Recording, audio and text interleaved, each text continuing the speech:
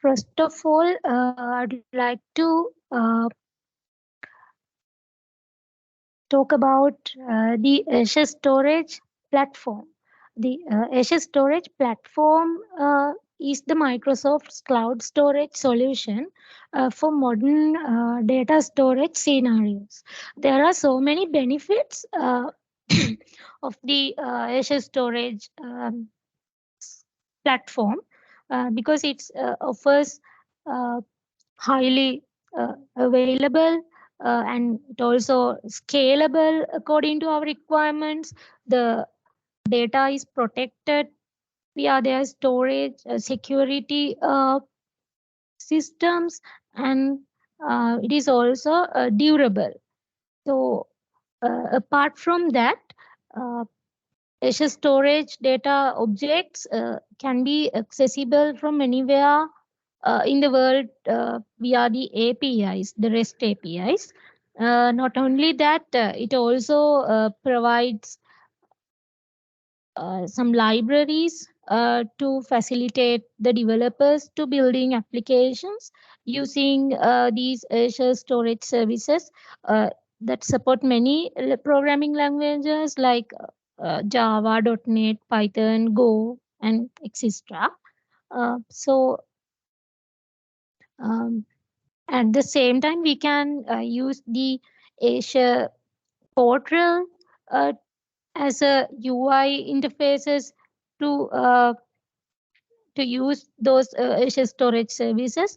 And not only that, we can use Azure PowerShell or Azure CLI to write scripts data um, management and configuration tasks.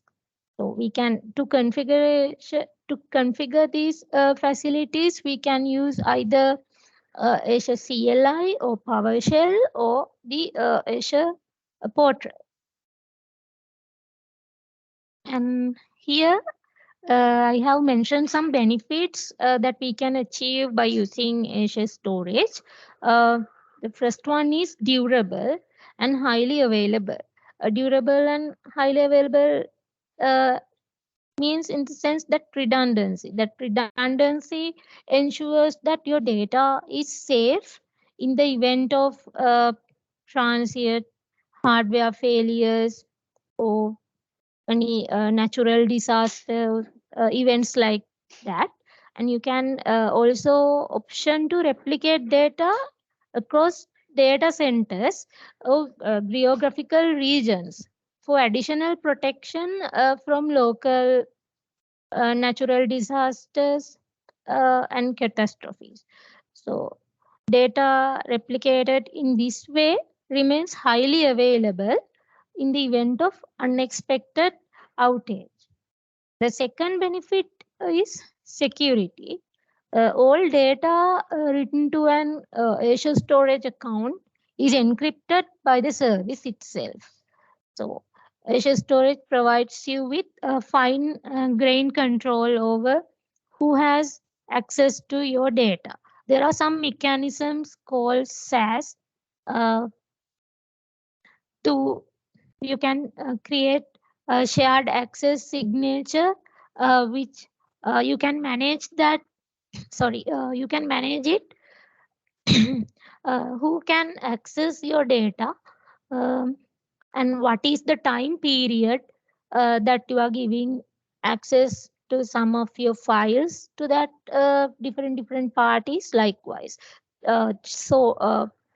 Shared access signature is a very interesting feature that you can find in Azure Storage accounts. And the third benefit is scalable. Uh, is scalable in the sense that Azure Storage is designed to be massively scalable to meet data storage and performance needs of our day-to-day development applications.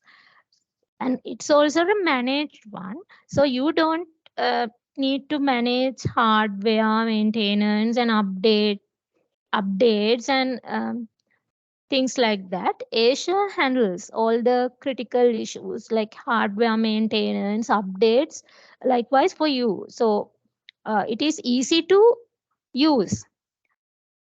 And when we come to the benefit of accessible, uh, in data in Azure Storage is accessible anywhere using HTTPS or HTTP REST APIs. And at the same time, Microsoft provides client libraries for Azure Storage in a variety of programming languages such as .NET, Node.js, Java, Python, and so on. So, as well as a mature REST API. So, uh, Azure Storage supports scripting uh, in Azure PowerShell or Azure CLI, and we can also use Azure Portal to assure storage. And our next benefit is data tiering. We can easily configure data tiering in Azure Storage to automatically move between tiers like hot, cool, and archives. I will explain what are these tiers in the next slides going forward. What is the meaning of hot uh, storage tier, cool storage tier, or archive storage tier? Uh, the main benefit is using data tiering is like we can make some automations to move data between those tiers based on our access patterns and as well as the cost optimization. Then we have the multi-protocol support in the Azure storage as well. The Azure Storage supports multiple protocols, including blobs, files, queues, tables, and there's a new feature called disks. So those protocols making it suitable for a wide range of use cases and application types. We can use different these things for our different requirements. And the next benefit is geographic expansion. When we deploy Azure storage accounts in multiple regions to ensure uh, data availability and low latency access users in the different locations, like different geographical locations. And the another another important benefit of Azure Storage is cost effectiveness. Azure Storage offers competitive pricing with options for pay as you go and reserved capacity, helping us to optimize cost for our storage needs. So these are the some of the benefits that we can gain using Azure DevOps. So in the next slide, I'd like to talk about what is Azure Storage Account.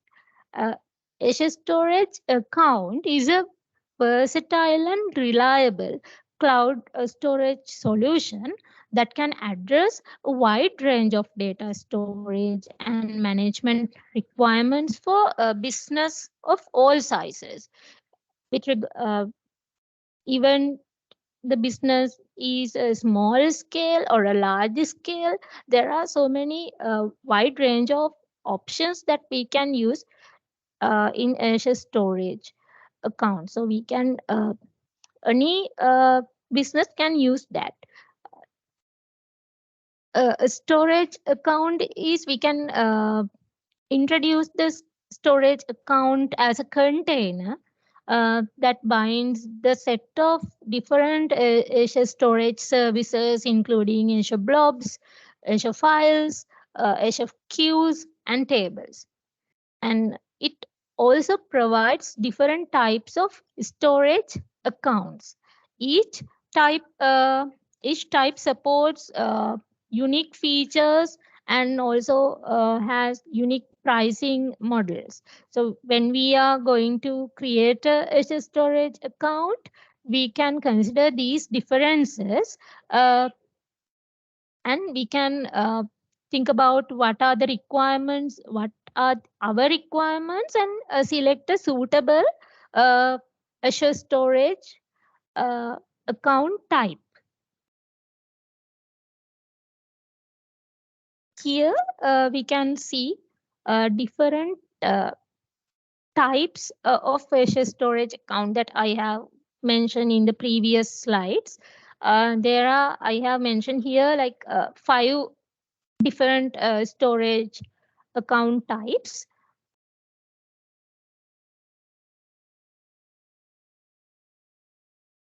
Um, the first one is general purpose V2 accounts. This is the one that we are using more widely across the application. This is the most popular storage account type these days.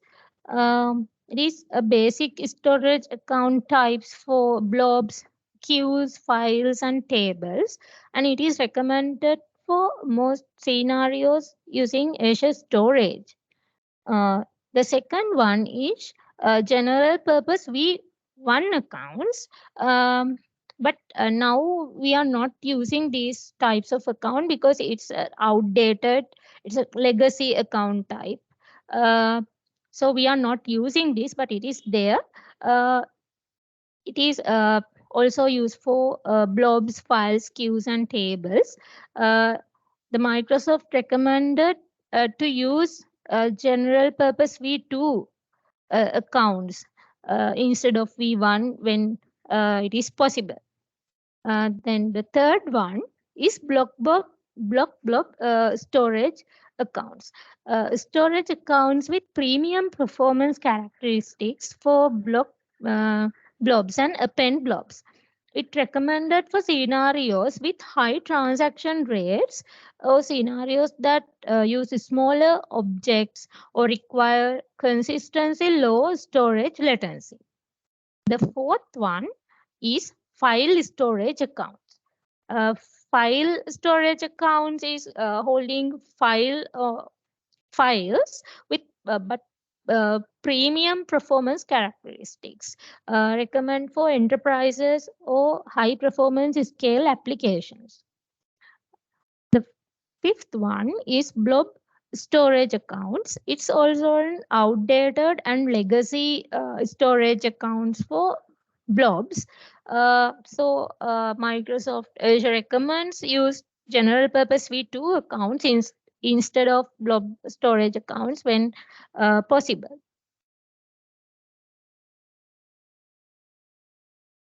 And when we comes to the performance tiers in the Azure storage accounts, there are mainly two uh, performance tiers available.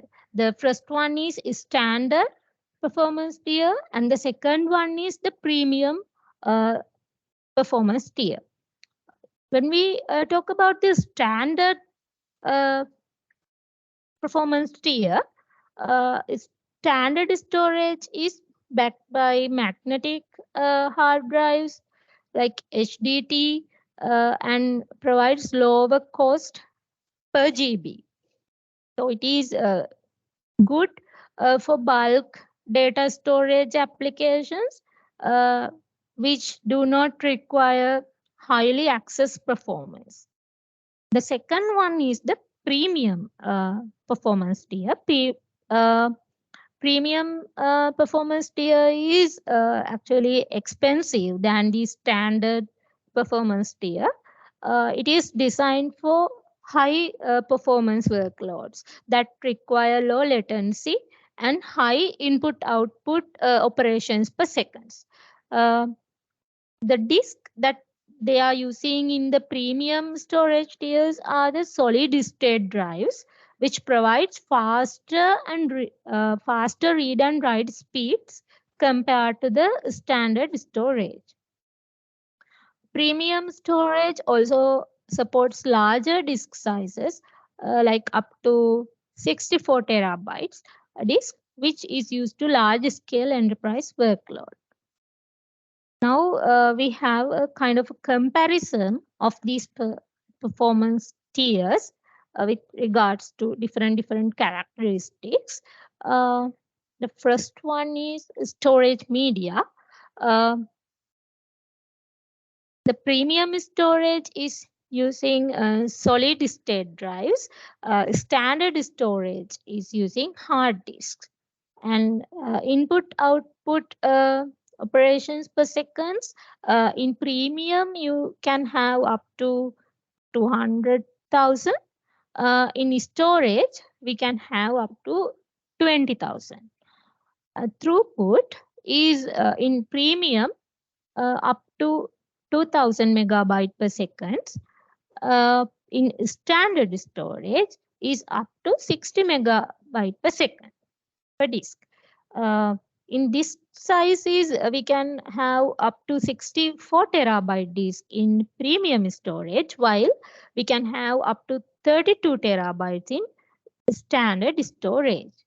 The availability service level agreement is 99.9% in the premium storage.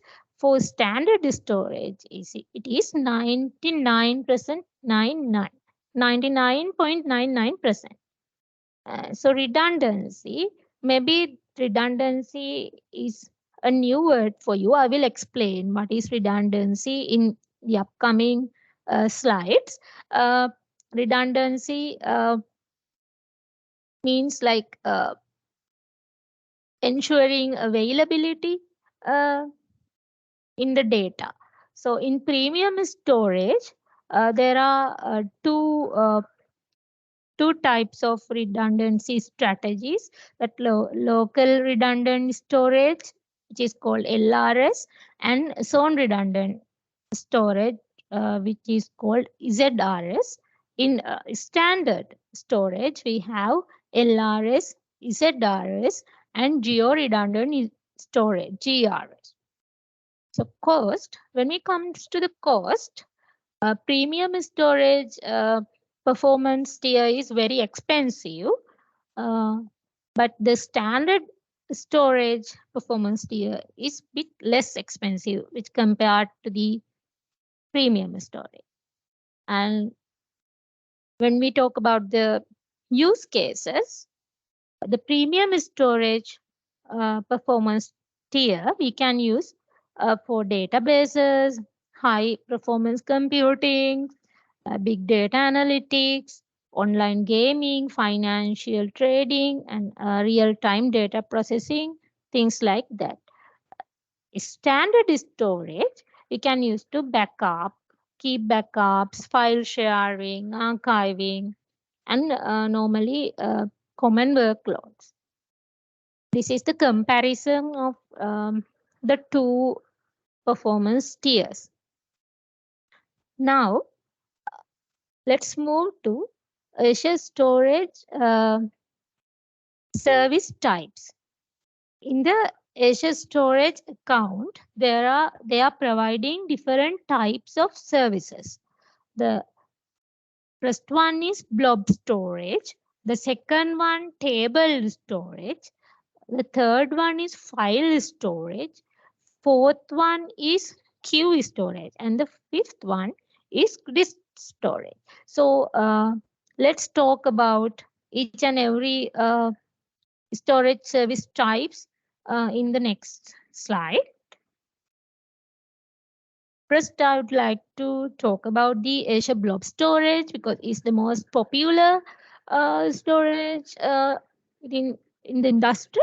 And Azure Blob Storage is a Microsoft cloud-based object storage solution. It is used to store, manage unstructured data such as photos, videos, documents, and other file formats. The blob storage consists of a storage account with a container residing in it. Containers hold the respective blobs inside them. There are actually three different tiers. The first one is hot. The second one is cool. The third one is archive. The hot storage tier is ideal for objects that are accessed frequently, and the cool storage tier is optimized for use data that are infrequently accessed.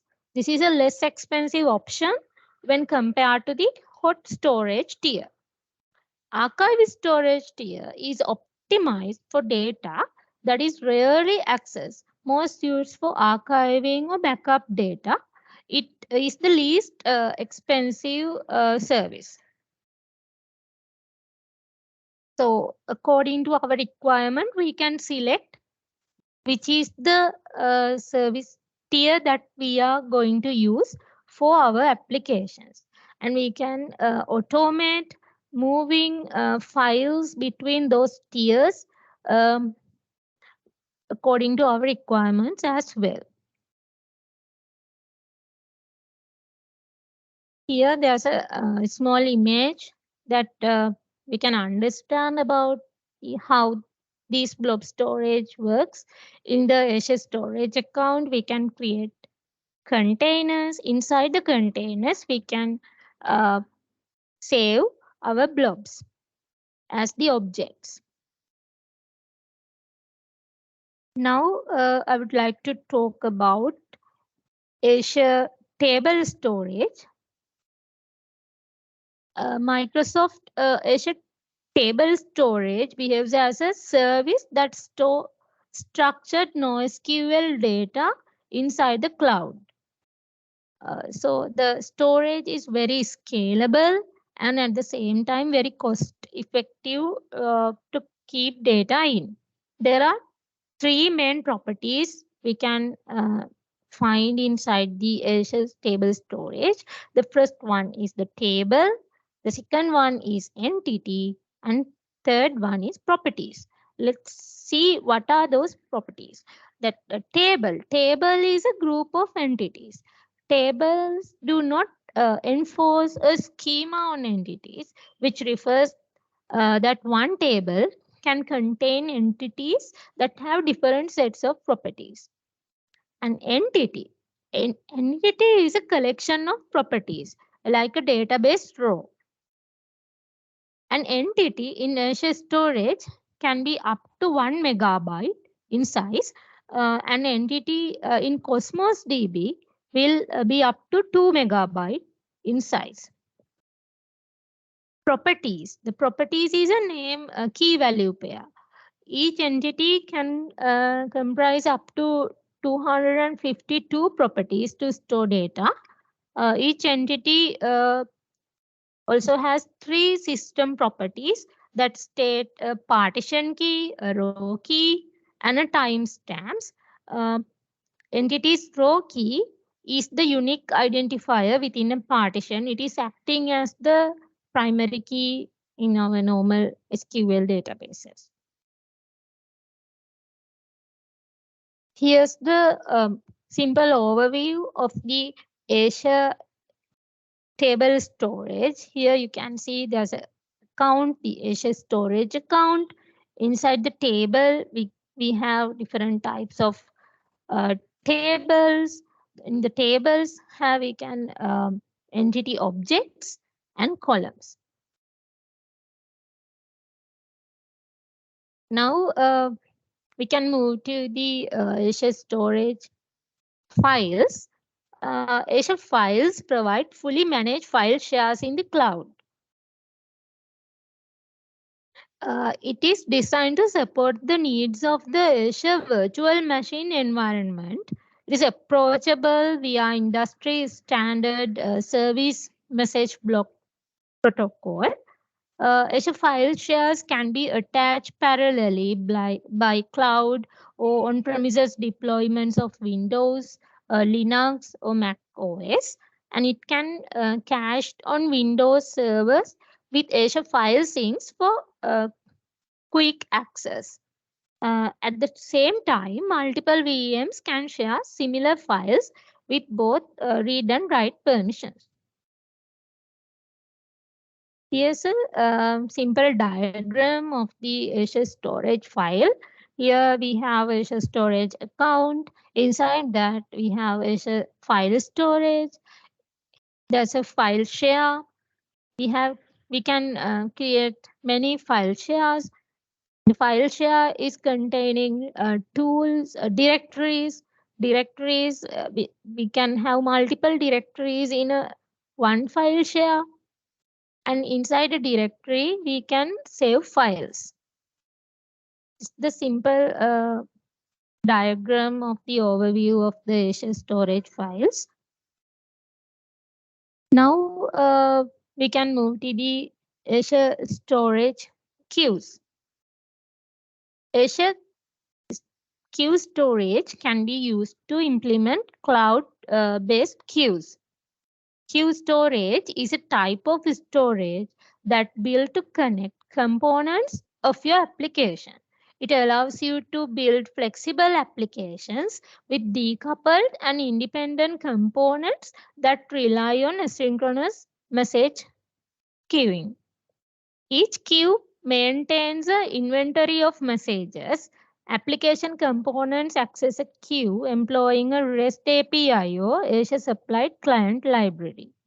Sender components normally add messages to the queue.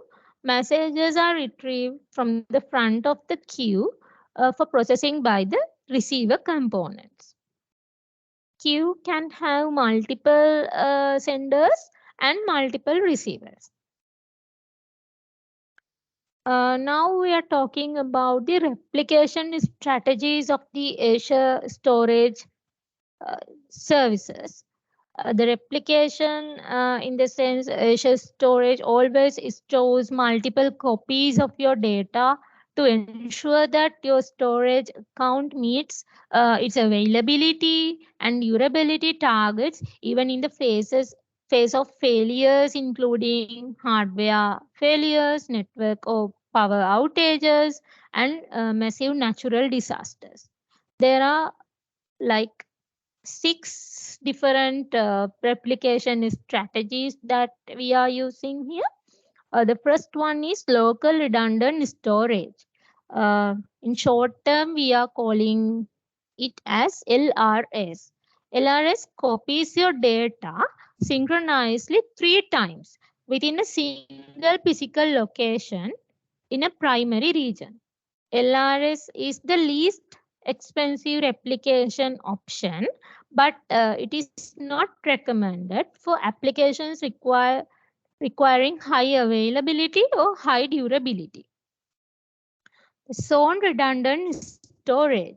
In short terms, we can tell it as ZRS. ZRS copies your data synchronously across 3 Azure availability zones in the primary region. For applications require high availability, Microsoft recommends using ZRS in the primary region and also replicating to a secondary region.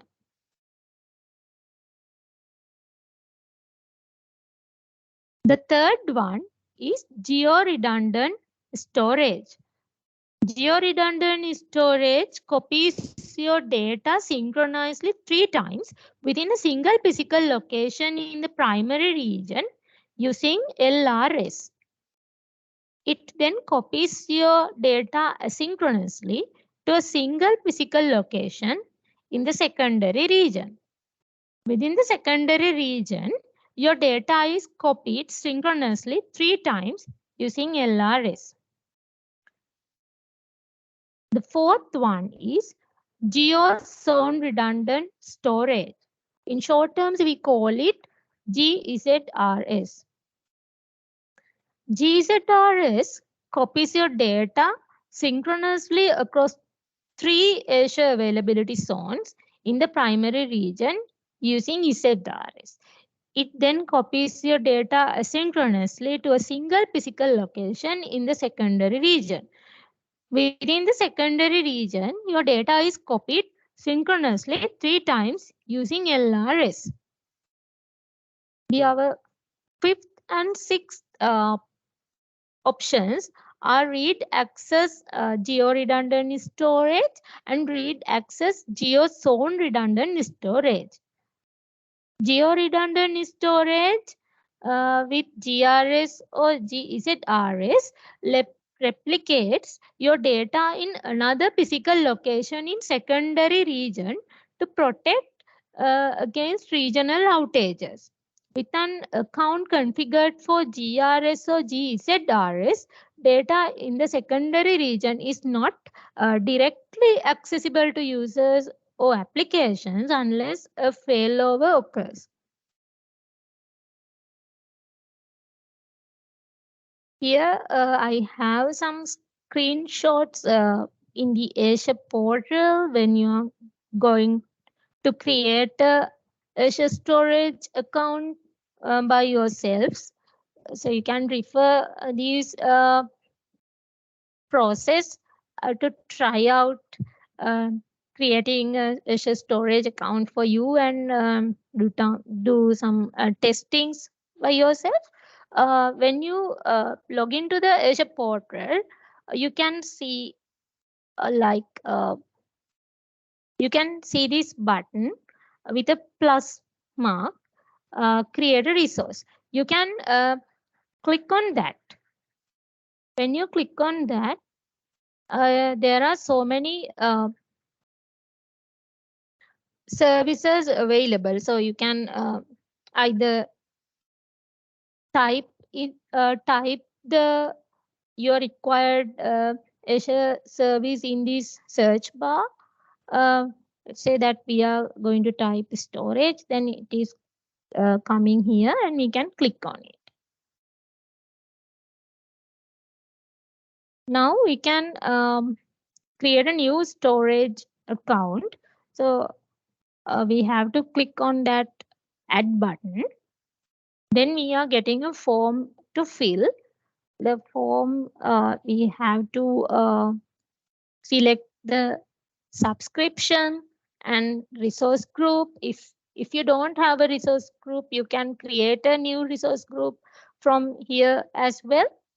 And then you can give a name for your storage account. The storage account name is should be unique, and you can select a location, and you can select the performance tier, whether the standard or the premium, and account kind. Here we have selected the general purpose v2 and the replication strategy. Which replication strategy we want to have for our storage account. And then you can click on this review plus create button.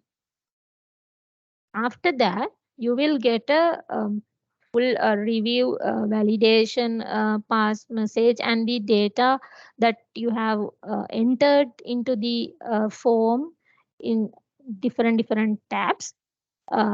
If all are correct, they are sending us a small alert like this: validation is passed. If something going wrong, they are indicating it here. And after that, we can click on this create button. When we click on the create button, it takes us some time to create storage, like a few minutes or few seconds. After it is completed, you will get a successful message like this: your deployment is complete. And now you can go to your resource by clicking on this button. Then you can create a container inside your storage account and um, do various testings by yourself.